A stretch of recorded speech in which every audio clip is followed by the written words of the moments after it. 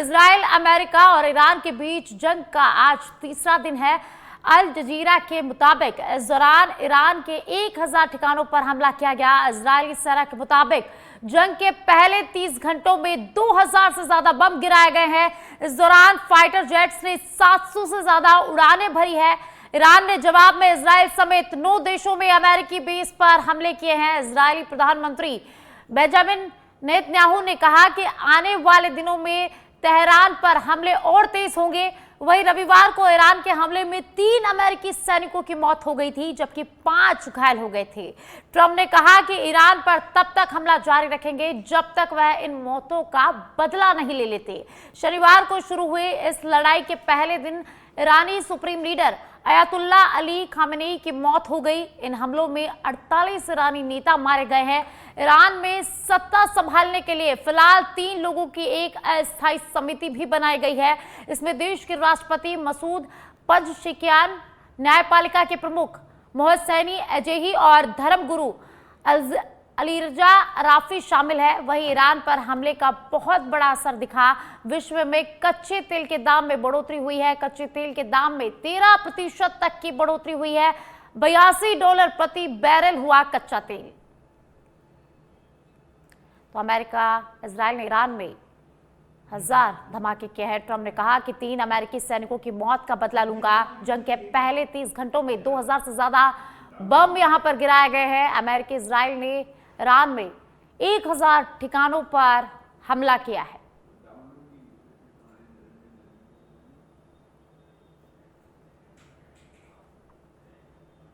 America, Israel और Iran के बीच लगातार 2 दिन से जंग जारी है। मिडिल ईस्ट के देशों में फंसे भारतीयों और भारत में सुरक्षा को लेकर पीएम नरेंद्र मोदी के आवास पर सुरक्षा समिति की बैठक हुई। इस दौरान सीडीएस अनिल चौहान भी यहां पर मौजूद रहे। मीटिंग में वेस्ट एशिया में रहने वाले भारतीयों और वहां फंसे लोगों की सुरक्षा, हालात बिगड़ने पर उससे कैसा निपटे जाए, इस पर इस बैठक में चर्चा हुई। फिलहाल वेस्ट एशिया का एयरबेस लगभग बंद है। ईरान में करीब 10,000 भारतीय नागरिक रहते हैं, पढ़ते हैं और काम भी करते हैं, जबकि 40,000 से ज्यादा इजराइल में रहते हैं। गल्फ और वेस्ट एशिया में करीब 90 लाख भारतीय हैं। पीएम नरेंद्र मोदी ने एक्स पर एक पोस्ट में बताया कि उन्होंने यूएई के प्रेसिडेंट शेख मोहम्मद बिन जायद अल नाहयान से बात की है। उन्होंने यूएई पर हुए हमलों की निंदा भी की। पीएम ने लिखा कि भारत इस मुश्किल समय में यूएई के साथ खड़ा है। वहां रहने वाले भारतीय समुदाय का ध्यान रखने के लिए उन्हें धन्यवाद भी दिया है। हम तनाव कम करने, शांति, सुरक्षा और स्थिरता का समर्थन करते हैं। दरअसल ईरान के सुप्रीम लीडर खामेनी के इजरायली हमलों में मौत हो गई है। देश दुनिया भर में इसे लेकर प्रदर्शन भी हो रहे हैं। भारत में भी श्रीनगर, लखनऊ, संभल, पटना समेत 15 से ज्यादा शहरों में प्रदर्शन की तस्वीरें भी सामने आई है।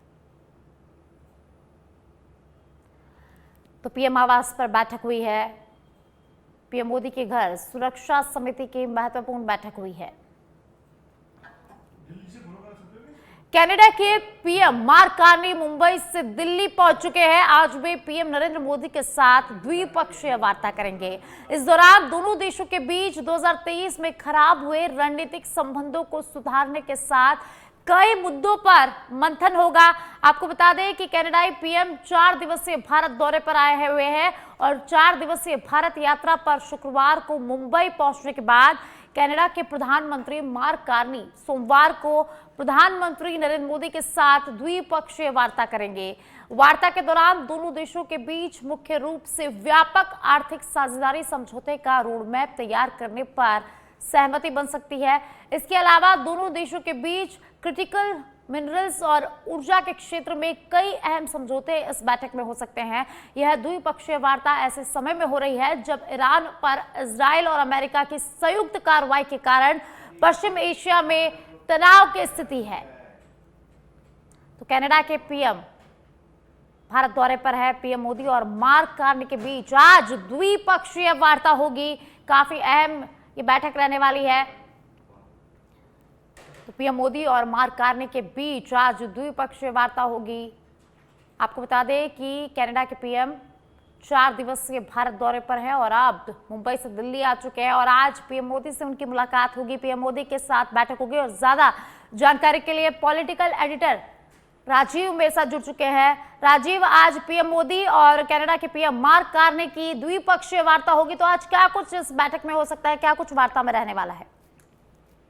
बिल्कुल, देखिए बहुत ही महत्वपूर्ण है कनाडा के पीएम की जो बैठक है। सबसे बड़ी बात यह है कि देखिए पहले जो कनाडा से जो भारत के संबंध बिगड़े थे वो अब मजबूत होंगे और प्रधानमंत्री नरेंद्र मोदी ने 2 दिन पहले एक ट्विटर अकाउंट से अपने मैसेज दिया था कि हमने उनको आमंत्रित किया है और इस दौरान मैंने उनसे कहा है कि आप आइए तो सिर्फ दिल्ली ही नहीं बल्कि भारत के दूसरे भी जगहों पर जाइए और देखिए कि किस तरह से हमारी जो सांस्कृतिक विरासत है, एक दूसरे को पहले तो हम लोग मैत्री संबंध मजबूत हुए, कैसे लोग भारत में आपका स्वागत करते हैं, भारत के लोग बेसब्री से स्वागत करने के लिए बेताब हैं। तो यह जो है मैसेज जो कहीं न कहीं एक सकारात्मक मैसेज प्रधानमंत्री ने 2 दिन पहले ही दे दिया था। अब वो मुंबई आ गए 2 दिन पहले और आज जब दिल्ली आ रहे हैं तो आज हैदराबाद हाउस में जो बैठकें होंगी, द्विपक्षीय वार्ता होंगी, तो माना जा रहा है कि जो व्यापारिक संबंध है और जो मैत्री संबंध है दोनों को आने वाले समय में कैसे और मजबूत किया जाए, क्योंकि जो पिछला जो समय रहा है उस दौरान जो सिख समुदाय का एक कहा जा सकता है कि खालसा के कुछ लोग थे जिनको लेकर के तमाम बयानबाजी हुई थी, दोनों देशों में एक तनाव का माहौल पैदा हो गया था, उसको कहीं न कहीं दूर करने की बड़ी कोशिश है और उम्मीद जताई जा रही है कि आने वाले समय में कनाडा और भारत की जो मैत्री संबंध है और प्रगाढ़ होगी इस दौरे के बाद। जी बहुत बहुत शुक्रिया राजीव इस तमाम जानकारी के लिए।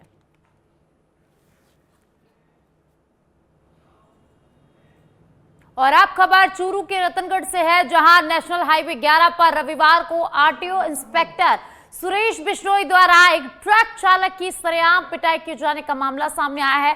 घटना का वीडियो सोशल मीडिया पर वायरल होने के बाद बीकानेर सहित स्थानीय ट्रांसपोर्ट यूनियन के पदाधिकारी मौके पर पहुंचे और पूरी घटना की जानकारी लेकर पुलिस थाने में शिकायत दर्ज की गई। पीड़ित ट्रक चालक उत्तर प्रदेश निवासी एहसान अहमद खान ने रतनगढ़ पुलिस थाने में लिखित रिपोर्ट देकर इंस्पेक्टर सुरेश बिश्नोई के खिलाफ मामला दर्ज करवा दिया है। पीड़ित ने आरोप लगाया है कि उसके साथ मारपीट की गई, जिससे वह लहूलुहान हो गया और अवैध तरीके से जुर्माना वसूलने के साथ धमकाया भी गया। घटना के बाद कई लोग पीड़ित के समर्थन में यहां आगे आए हैं। और आपको बता दें कि रतनगढ़ से आरटीओ इंस्पेक्टर द्वारा एक ट्रक चालक को सरेआम पीटने का जो वीडियो है वो सामने आया है। सोशल मीडिया पर वीडियो वायरल हो रहा है। तो वीडियो में देख सकते हैं कि जो आरटीओ इंस्पेक्टर है वो यहाँ पर ट्रक चालक को पीटते नजर आया और अब इस पूरे मामले में कार्रवाई की मांग जो है वो तेज हो गई है। तो आरटीओ इंस्पेक्टर सुरेश बिश्नोई के खिलाफ मामला दर्ज हो गया है। पीड़ित ने रतनगढ़ थाने में लिखित रिपोर्ट दर्ज करवा दी है।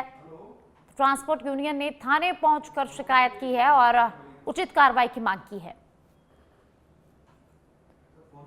तो आरटीओ सुरेश बिश्नोई इस घटना के बाद निलंबित हो गए हैं।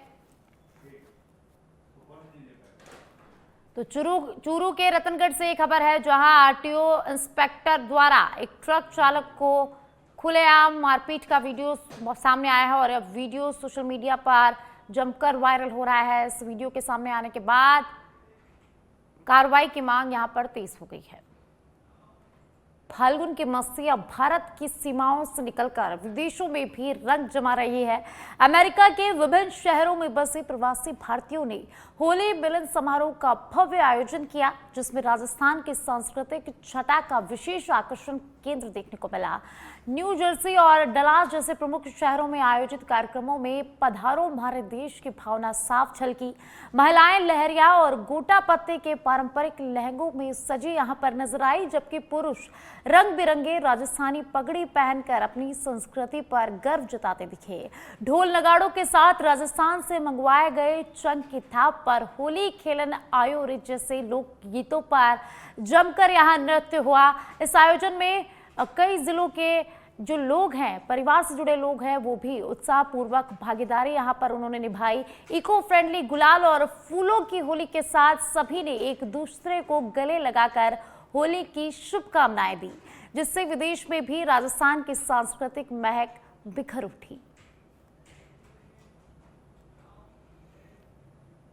भरतपुर जिले के बंसी पहाड़पुर गांव में इस वक्त की बड़ी खबर सामने आ रही है, जहां जानवर को बचाने के चक्कर में ट्रैक्टर ट्रॉली अनियंत्रित होकर पलट गई।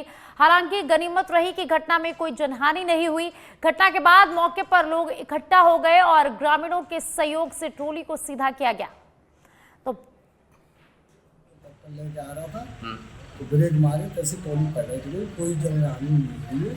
कौन सी जगह की घटना है? ये पुलिया की घटना है। कौन सा गांव है? बंसी पहाड़पुर गाँव है। अच्छा, कोई जनहानि वगैरह तो नहीं? कोई जनहानि नहीं हुई है। और अब खबर जोधपुर से है, जहां जयपुर से अपनी शादी का निमंत्रण पत्र देने आए एक युवक की थार जीप जोधपुर स्थित कायलाना झील में गिर गई थी, जिसे 6 दिन की कड़ी मशक्कत के बाद बाहर निकाल लिया गया है। युवक अपने दोस्त के साथ झील क्षेत्र में घूमने निकला था और तभी तेज रफ्तार के चलते चालक संतुलन खो बैठा और जीप सीधे करीब 35 फीट गहरे पानी में जा गिरी। गनीमत रही कि हादसे के तुरंत बाद दोनों युवक किसी तरह वाहन से बाहर निकलने में सफल रहे और उनकी जान यहां पर बच गई। घटना के बाद प्रशासन और स्थानीय गोताखोरों ने लगातार 5 दिनों तक रेस्क्यू ऑपरेशन चलाया, लेकिन झील की गहराई और धुंधले पानी के कारण काफी परेशानियों का सामना करना पड़ा। लेकिन आखिरकार 6ठे दिन विशेष उपकरणों की मदद से जीप को पानी से बाहर निकाल लिया गया है।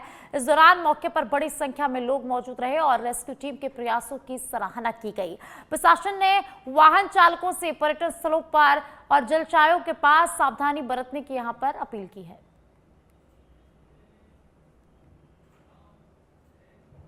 और अब खबर बाली से है, जहां बाली उपखंड क्षेत्र के रोटेला में रविवार शाम एक पैंथर ने गाय का शिकार कर लिया। अरावली की वादियों में पैंथर गाय को खींचते हुए अपनी गुफा की ओर ले जाता दिखा। यह घटना बेड़ा के निकट रोटेला क्षेत्र में हुई। स्थानीय लोगों ने बताया कि सांझ ढलते ही झाड़ियों और चट्टानों के बीच पैंथर दिखाई दिया। उसने गाय को पकड़ रखा था और धीरे धीरे उसे सुरक्षित स्थान की ओर ले जा रहा था। पैंथर ने शिकार को खुले में छोड़ने के बजाय चट्टानों की दीवारों, दरारों और गुफानुमा जगह में पहुंचाया। मौके पर मौजूद लोगों ने तेंदुए को सतर्कता से देखा। उसकी निगाहें आसपास की गतिविधियों पर थी।